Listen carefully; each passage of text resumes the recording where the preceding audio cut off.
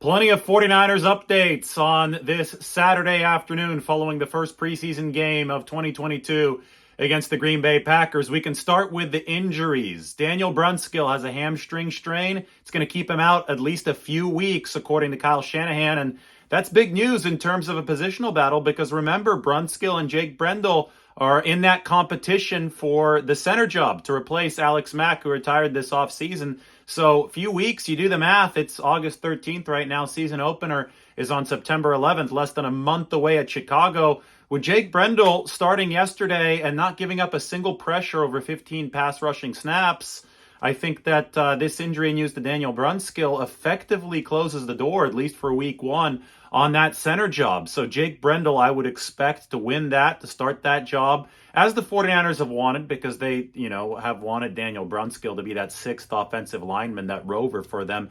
But still, they're going to be hurting a little bit with this offensive line depth coming up into these joint practices against Minnesota this week.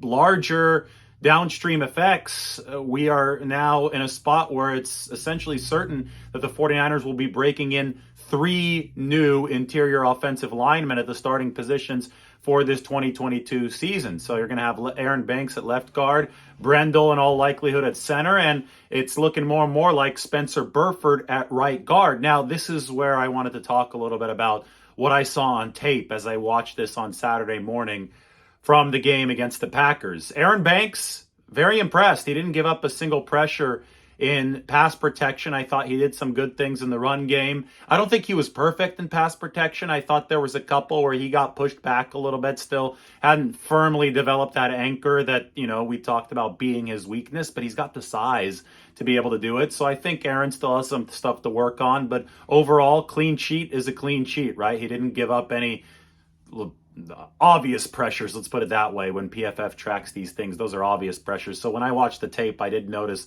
that, that there was some flimsiness in that pocket, but all in all, a good first effort from Aaron Banks. Spencer Burford, on the other hand, we talk about volatile up and down performance. Well, there was definitely volatility in Spencer's performance. It, delineated along the lines of run blocking versus pass blocking. There are a couple clips that went viral of Burford ragdolling guys. He's really strong, right? So he did have good reps against a defensive end that, was a backup defensive end for the Packers who he plowed onto the ground. I liked, just some of the solidness and some of the strength that Burford was able to display even while moving well onto the second level. But in pass protection, there was something left to be desired. He gave up 5 pressures in 17 snaps, pass blocking snaps. And the 49ers kept him out there into the second half, one series into the second half, because they know that he's going to need all the seasoning that he can get. So Kyle Shanahan was point blank about it on Saturday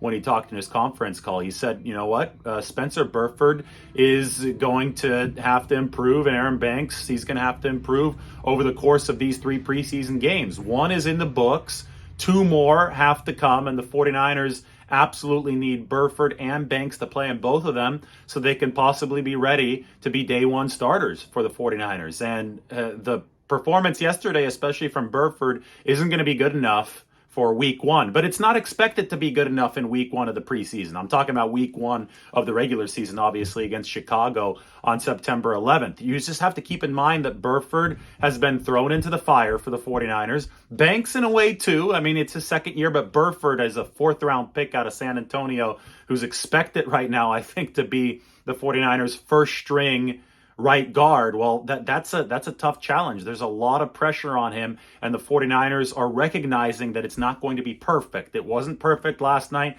They're going to take the good. They're going to try to build on it, and they believe that he's made of the right stuff. We saw Burford's press conference this week. I wrote on him this week. He is an impressive individual, and that, is just as important as anything, really, for him to be able to patch together the weaknesses and be as ready as possible in front of Trey Lance for week one. Now, speaking of being ready in front of Trey Lance for week one, I'm going to go through some of my, observations from the game upon watching the film. I had my stopwatch out, actually, because I wanted to get a good gauge on what Trey was doing on the deep ball to Danny Gray. And these relate to the 49ers offensive line and some potential struggles that the 49ers might have along that offensive line and pass protection as this season starts. Trey between snap and release on the 76-yard touchdown pass, the bomb to Danny Gray, it was only 2.5 seconds from snap to release. And that is significant. It normally takes about 3 seconds for a deep pass or more to develop. But Danny Gray is so fast, and we saw it yesterday. We've seen it in training camp.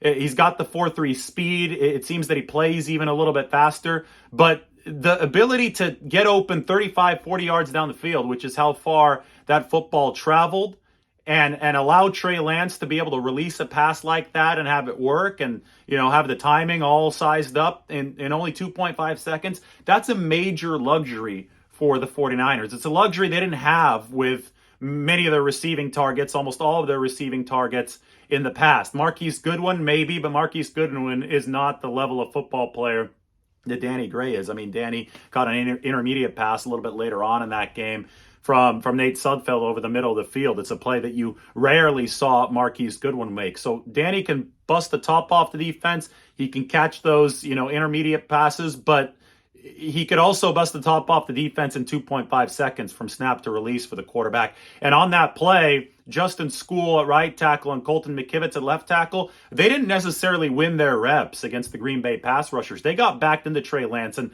that was one of my main takeaways, is that Trey hung strong in that pocket, stepped up into the throw, and also made the throw quickly in those 2.5 seconds to get it out. He didn't flush the pocket. He trusted that Danny Gray's speed would be there for him, and he made the nice pass that was right on the money for the streak. So Danny Gray's going to change this 49ers offense. He already did yesterday, and that was like one of my top observations when I was watching this game tape. I'm like, wow, Trey got that ball out quick because Danny Gray is so fast he can afford to do that. And that is a little bit of a way to hide some of the pass protection issues in front of you. And based on what we saw yesterday, based on what we predicted over the course of this offseason, the 49ers will have some pass protection issues to overcome.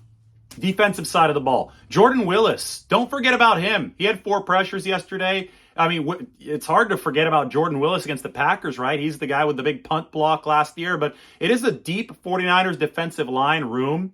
And Jordan Willis is, I think, often a name that you just don't mention amongst the top players. But look out moving forward, because right now the 49ers are obviously trying to spare Nick Bosa reps. He's not going to play at all in the preseason. They didn't play Sansom Ebukam yesterday. You obviously had Eric Armstead still on the shelf. He might be back sooner rather than later, maybe after the Minnesota practices. But with Drake Jackson getting hurt, it was just a stinger in this game against the Packers, so he should be back soon. But with Drake Jackson getting hurt, the 49ers had to rely on some trusted D-line depth. And one of the guys that played really well against the Packers was Jordan Willis with those 4 pressures. So don't forget about Jordan Willis, 49ers playoff hero, with the block against Green Bay in the snow. It was much warmer yesterday as the 49ers beat the Packers again. A lot less on the line, obviously, in the preseason. And, I mentioned this in another show, Kamoko Toure.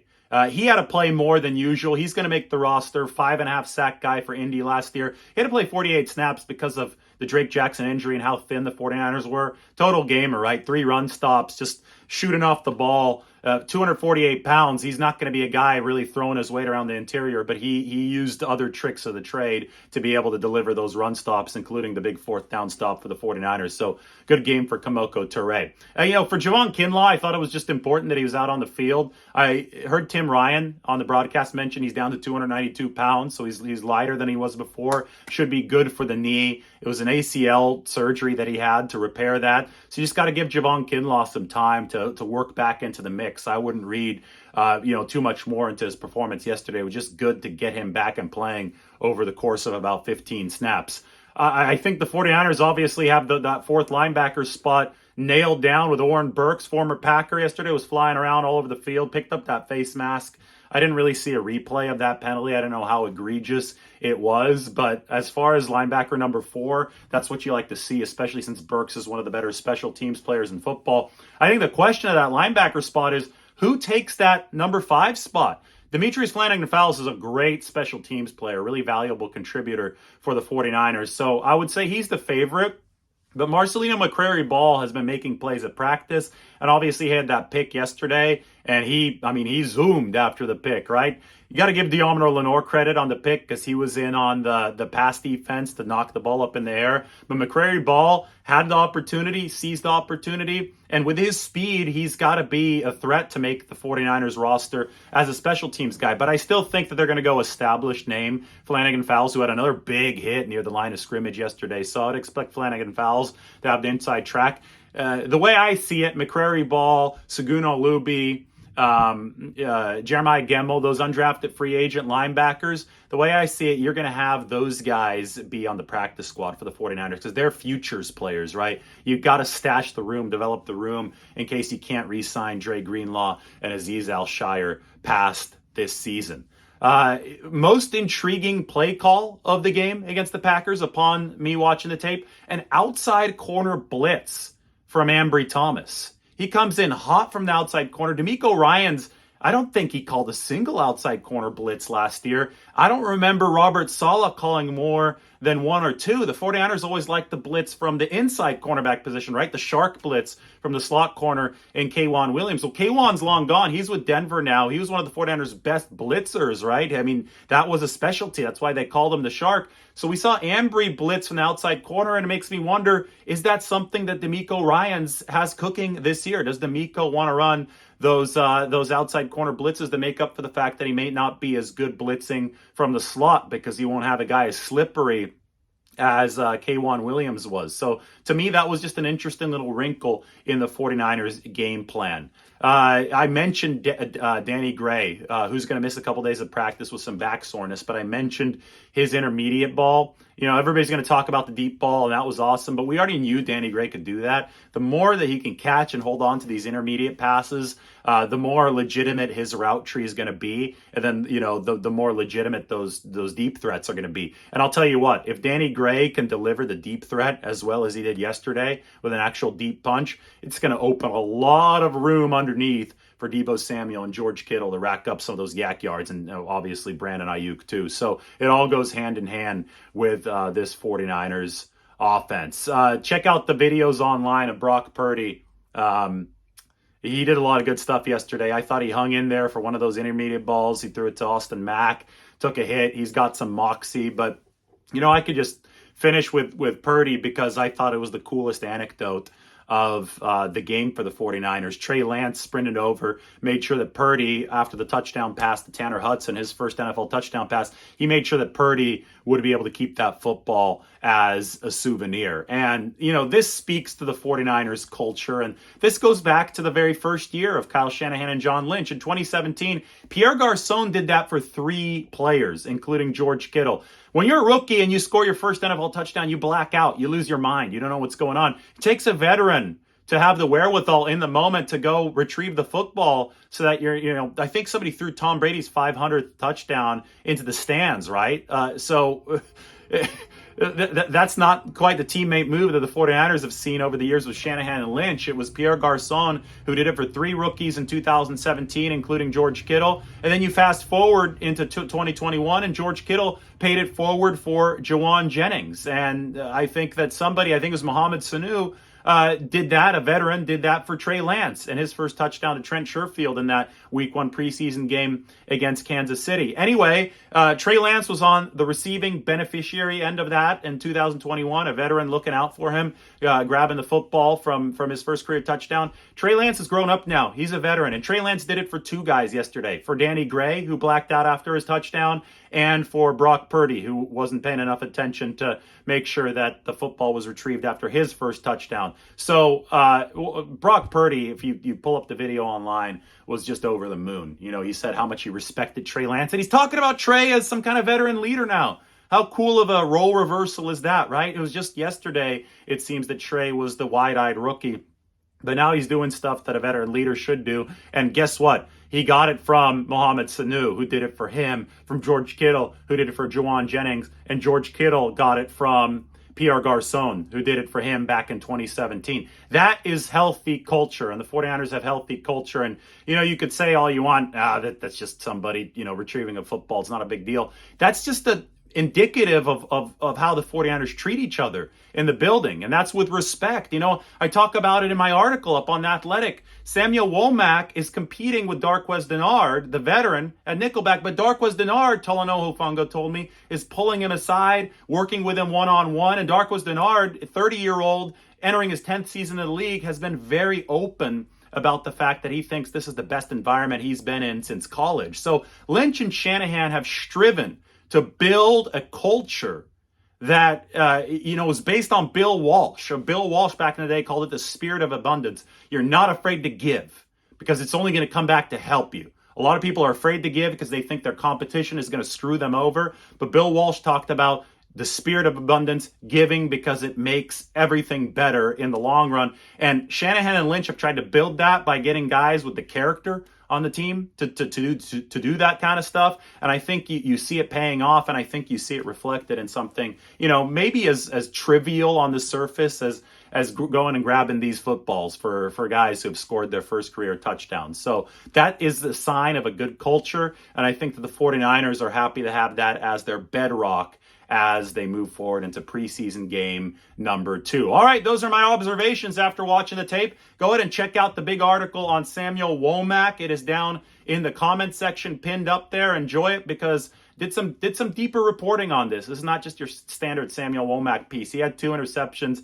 I had talked to Toledo's coach in the past. I talked to Kadar Hallman, his Toledo teammate in the locker room for the 49ers last night, and I talked to Talanoa Hufanga and Fred Warner. So check it out, like the video, sub to the channel, and obviously sub to The Athletic. Hope you enjoyed this. Back out on the training camp practice field tomorrow. Talk soon, everybody.